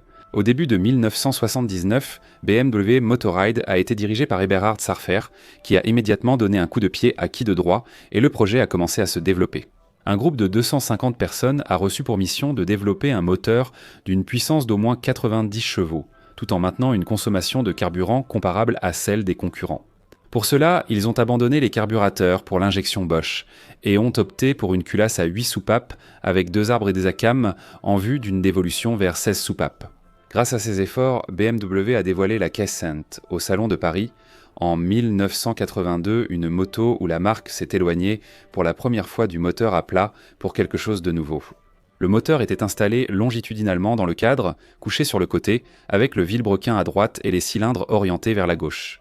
Pour garder une longueur de moteur acceptable et donc la longueur et l'empattement de la moto, le diamètre des cylindres a été rendu assez petit, 67 mm, et la course du piston était de 70 mm. Pour alléger la construction, le moteur jouait le rôle d'élément porteur du cadre. Et la routière Casto, ainsi que la sportive touriste Kesto RS, apparue un an plus tard, avait un aspect très moderne pour le début des années 80. Le nouveau moteur a permis aux Allemands de rattraper les Japonais en termes de caractéristiques. Ils ont même sorti une publicité dans laquelle les descendants des samouraïs s'étonnent de l'apparition d'une brique volante. Le K-Cent avait les caractéristiques suivantes: une puissance de 90 chevaux, un poids à vide de 239 kg, une vitesse maximale de 220 km/h et une accélération de 0 à 100 en 4,3 secondes. C'était plus que correct, mais il n'était ni assez sportif ni assez adapté au tourisme. Ainsi, le modèle de base n'a pas trouvé son public, mais la version K-Cent RS est devenue un best-seller. Déjà en 1984, plus de 30 000 motos de la série K avaient été vendues. La K-Cent a même reçu son surnom de brique volante en raison de l'emplacement inhabituel de son moteur intégré dans le cadre. En 1985, la BMW K75 a été ajoutée comme modèle d'entrée de gamme. La K75 était équipée d'un moteur 3 cylindres en ligne de 750 cm3, qui est devenu le premier moteur BMW avec un arbre d'équilibrage. En 1989, le modèle K-Cent a été modernisé avec une puissance portée à 100 chevaux grâce au remplacement de la culasse à 8 soupapes par une culasse à 16 soupapes. De plus, la suspension arrière monolever a été remplacée par la suspension paralever, ce qui a apporté plus de confort et de maniabilité à la moto. À la fin des années 80, la paralever devient la carte de visite des motos BMW. Et en 1993, la suspension de roues avant télélever apparaît dans la conception des deux roues. Il convient de noter que dans les années 80, plusieurs ingénieurs ont travaillé à la recherche de la suspension optimale pour les motos. Des développements similaires existaient en Italie, chez Moto Guzzi par exemple, et des systèmes analogues au télélever ont été créés par le français Claude Fior et l'écossais Norman Ossack. BMW a notamment utilisé les développements de Ossack. En 1988, BMW a présenté le modèle K1, le premier appareil sportif après une longue interruption de production. La moto se distinguait par un carénage complet et un design audacieux, mais l'alourdissement de la construction ne la rendait pas vraiment redoutable sur la route. Et l'apparition en 1992 d'une moto comme la Honda Fireblade a mis fin à la K1. Après que la série K-Cent soit devenue moralement obsolète, elle avait été remplacée en 1992 par la série K-1000 avec un moteur de plus grande cylindrée, qui produisait toujours les mêmes 100 chevaux limités par la loi.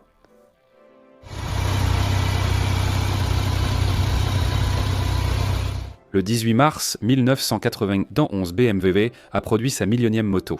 Il s'agissait d'une K75 remorque tractée qui a été solennellement remis au sénateur de Berlin chargé de l'économie et des technologies. Dans le cadre de la lutte pour la préservation de l'environnement, BMW est le premier parmi les constructeurs de motos à proposer, dès 1991, un catalyseur à 3 voies avec régulation de la composition des gaz d'échappement. Les années 90. Poursuite des innovations. À cette époque, les motos BMW possédaient le système de freinage anti-blocage, jusqu'aux modèles R80 et R100. Le refroidissement du moteur était uniquement par air, ce qui leur valait le surnom de Airhead dans certains cercles. En 92-93, un moteur de 1100 cm3 avec refroidissement air-huile apparaît, le soi-disant Oilhead. Cependant, les R80GS et R100GS à refroidissement par air sont restés en production. Jusqu'en 97, lorsque la série BMW R850 est apparue. Depuis les années 1980, BMW a adopté une stratégie visant à créer diverses versions de motos basées sur une plateforme unique. Prenons par exemple l'Opposé 1100. Il existait une version routière Air Tour Enduro, ou une moto à double usage GS, 2 disques RT Sport S. En 93, après une longue pause, apparaît le modèle monocylindre F650 ST Strada. C'était aussi la première moto BMW avec une transmission arrière par chaîne. Un an plus tard, la version F650 Funduro est apparue. La moto a été créée en collaboration avec la société italienne Aprilia, c'est pourquoi la F650 ressemble beaucoup à la Pegaso 650. La création de cette moto répondait à la popularité des monocylindres de moyenne cylindrée dans les années 90 et 2000 et visait à élargir la gamme de motos produites. De 2000 à 2007, le modèle BMW F650 GS a été produit en 3 versions, Enduro Dakar et Motard. Et en 97, BMW tente sa chance dans le segment des cruisers avec le modèle R1200cc. Cette moto n'est pas une copie des modèles américains. Elle se distingue par un design original et représente l'interprétation par BMW du thème du cruiser. À la fin des années 90, un moteur boxer de 1150 cm3 a été présenté, ainsi qu'une gamme de machines correspondantes. Les moteurs en ligne de BMW ont continué à se développer.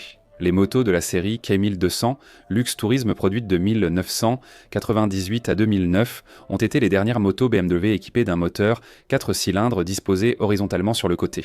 Après cela, les motos de la série BMW K ont été équipées d'un nouveau moteur en ligne de 1200 cm3, mais cette fois-ci monté, comme il se doit, en travers du cadre avec une inclinaison vers l'avant de 55 degrés.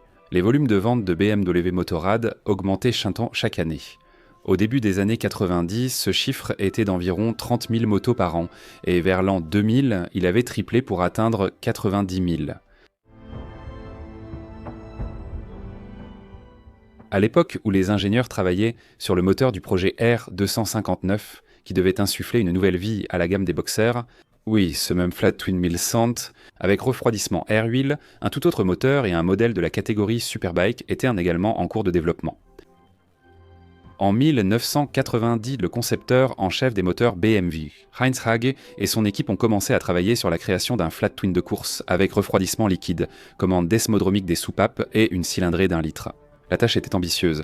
Faire une entrée fracassante dans le World Superbike après plus de 15 ans d'absence dans les courses sur route et mettre une raclée à tout le monde, y compris à Ducati avec leur Elwin. C'est ainsi qu'est né le prototype BMW R1 Boxer. En 1992, la machine était prête.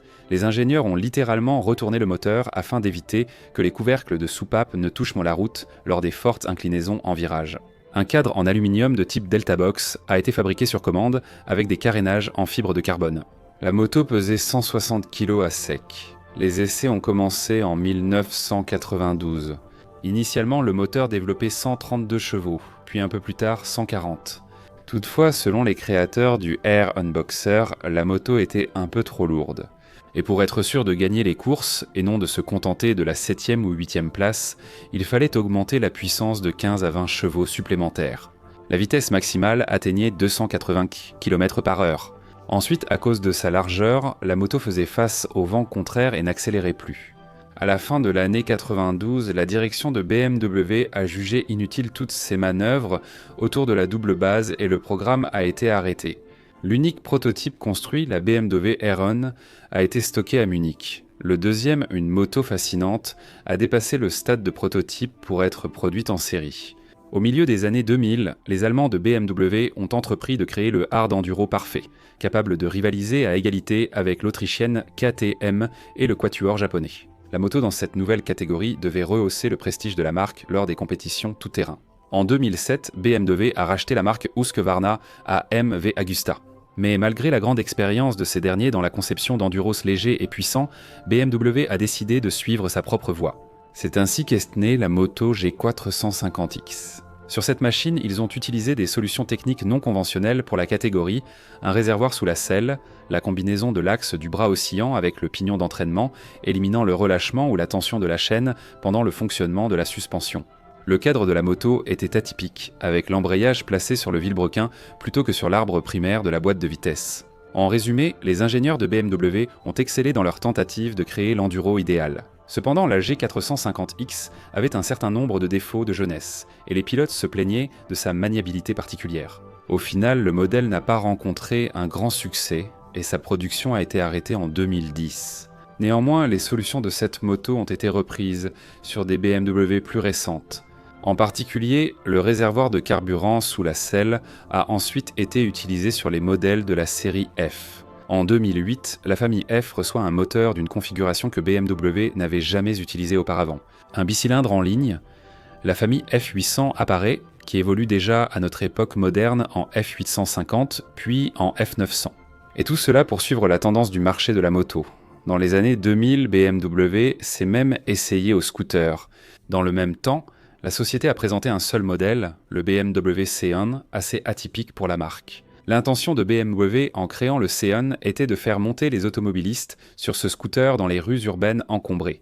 L'idée était d'offrir l'agilité et la capacité de franchissement d'une moto, mais sans bon nombre des dangers ou des problèmes qui y sont associés. Le C1 était un scooter fermé qui offrait à l'utilisateur des conditions de sécurité supplémentaires et une protection contre les intempéries. Le conducteur était assis sur un siège de type automobile avec une ceinture de sécurité à 4 points. Présenté en l'an 2000, ce scooter était disponible dans toute l'Europe. Mais les ventes ont été décevantes et le C1 a été retiré de la production. En 2002. En 2009, une version électrique, le C1E, a été présentée comme concept. À l'époque de 2004, le bicylindre à plat avait évolué. Une série de motos R1200 est apparue. C'était toujours le même moteur Oilhead, avec une cylindrée portée à 1170 cm3. Et pendant assez longtemps, BMW n'a pas vraiment modernisé ce moteur. Ce n'est qu'en 2013 qu'ils l'ont passé à un système de refroidissement liquide. La gamme des modèles K a été renouvelée à la fin des années 2000. Au moment de 2008-9, le 4 cylindres en ligne avait augmenté en cylindrée jusqu'à 1300 cm3. Et quelques années plus tard, en 2011, deux modèles touristiques à 6 cylindres ont été ajoutés à la série K. La BMW K1000 600 GT et la BMW K1000 600 GTL. La première, c'est la Grand Tourer, la seconde, la Luxe Tourer.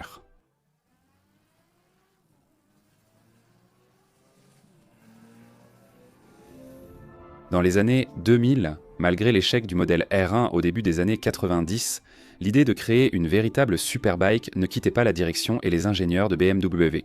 Et une étape importante sur cette voie a été la gamme de machines HP2. Comme base, ils ont pris le Boxer 1200 et ont construit autour de lui 3 modèles de motos. HP2 Enduro a été produit de 2005 à 2008, HP2 Megamoto de 2007 à 2010 et HP2 Sport de 2008 à 2012. Les deux premiers modèles ont été accueillis plutôt froidement par le public, mais la version Sport a reçu de nombreux éloges. Le chef de projet HP2 Sport, Gerhard Lindner, était lui-même ancien pilote et avait une idée très précise de la direction que devait prendre le développement du HP. L'objectif était plus ambitieux que jamais, créer la moto à moteur à plat, la plus rapide et la plus avancée de toute l'histoire. Ils ont réussi à créer une machine de 199 kg avec une puissance maximale de 133 chevaux. Jusqu'en 2018, ce moteur est resté le plus puissant moteur à plat jamais produit par BMW. L'objectif principal de HP2 Sport n'était pas d'atteindre des ventes élevées. Il fallait tester un certain nombre de technologies avant de créer une véritable superbike. De plus, l'ambiance au sein de l'équipe d'ingénieurs après la création de HP2 était au plus haut.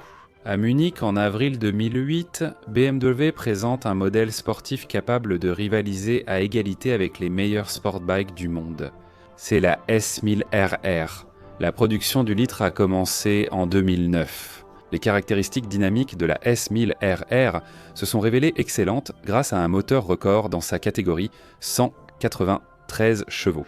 Et à partir de la troisième génération, apparue en 2015, 199 chevaux. Un tel potentiel s'est avéré suffisant pour accélérer de 0 à 100 en 3 secondes et atteindre une vitesse maximale de 299 km/h. Lors du test comparatif Master Superbike de 2010, la moto a parcouru 1 km départ, arrêté en 18 secondes et demie, atteignant 285 km/h. La distance classique, le quart de mile, a été parcourue en 10 secondes et une dixième avec une vitesse à l'arrivée de 235 km/h. Le magazine allemand Motorrad a testé et comparé les motos sportives les plus puissantes de 1000 cm3 et la S1000RR s'est révélée être la moto la plus dynamique, atteignant 305 km/h et accélérant de 0 à 200 km/h en 6 secondes et 9 dixièmes. Ainsi, la BMW S1000RR a surpassé toutes les motos de grande série en termes de vitesse à l'époque de l'année 2010. Déjà en 2009, la BMW S1000RR participait au championnat du monde de Superbike. Quelques années plus tard, une version plus spécialisée de la S1000RR pour la course a reçu l'indice Haute Performance 4. Et en septembre 2020, une version encore plus avancée, la M1000RR, a été présentée. La machine était initialement prévue exclusivement pour la course, mais en même temps, la moto était autorisée à circuler sur les routes publiques. C'est ce qu'on appelle l'homologation. D'ailleurs, c'est le premier modèle de moto BMW dont le nom comporte le préfixe M qui est plus courant pour les voitures. En fait, il s'agit d'une version largement améliorée de la S1000RR. Le moteur modifié affiche une puissance de 212 chevaux. Des améliorations et modifications significatives ont été apportées aux suspensions et au système de freinage, et le carénage a reçu des ailettes spéciales qui augmentent l'appui aérodynamique. En 2014 est apparue la S1000XR, un modèle, disons, crossover construit sur la base d'un moteur légèrement reconfiguré issu de la sportive.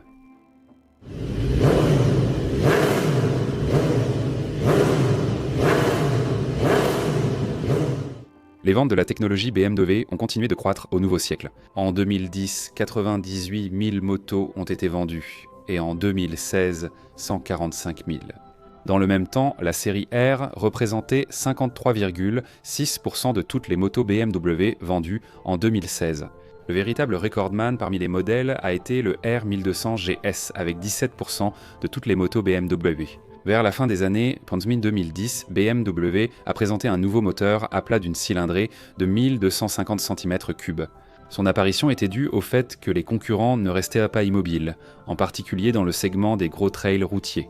Et le bon vieux R1200 GS, à ce moment-là, commençait à perdre en termes de couple et de puissance face à beaucoup d'autres dans sa catégorie. C'est ainsi qu'est apparu le R1250 GS et la version routière RT. En fait, en 2024, dans le même esprit, le modèle 1300 de la GS est apparu. Plus de puissance et de couple, moins de poids. Un design renouvelé et une boîte de vitesse automatique en option. Il convient de mentionner à part le modèle R18. C'est la deuxième tentative de BMW après la R1200C d'entrer sur le segment du marché des gros cruisers. La R18 est apparue en 2020 et ce modèle a été équipé du plus gros bicylindre à plat de l'histoire, 1,8 litres. La puissance de sortie est de 91 chevaux. et le couple maximal est de 158 Nm, et dans la plage de 2 à 4000 tours par minute, plus de 150 Nm sont toujours disponibles. Depuis l'année dernière, des rumeurs circulent sur le développement du modèle Air Winged, un cruiser avec un moteur encore plus gros. Comme vous pouvez le deviner, la cylindrée est de 2 litres. Il est difficile de situer les modèles récents dans l'histoire. Ils sont encore trop nouveaux pour cela. Et ce n'est qu'avec le temps qu'il deviendra clair dans quelle mesure telle ou telle conception s'est avérée être un succès technique et commercial. La société BMW avance avec confiance. Mes amis, voici la fin de mon histoire. Dans cet épisode approfondi, j'ai tenté de retracer l'histoire passionnante des motos BMW de façon détaillée et captivante. Une histoire absolument fascinante. On y trouve à la fois une chance incroyable, de grands échecs, le service, le mal absolu, et le simple désir des ingénieurs de créer une moto exceptionnelle. Des hauts et des bas, des records, et tout simplement des histoires marquantes. Tout cela, c'est l'histoire de BMW. Et j'espère qu'à présent, vous en savez un peu plus sur cette marque de motos.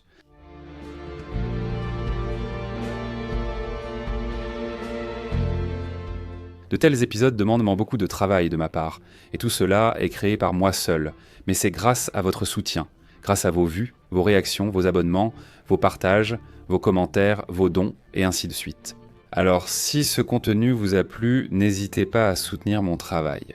C'était la chaîne Crass Moto avec vous, à bientôt.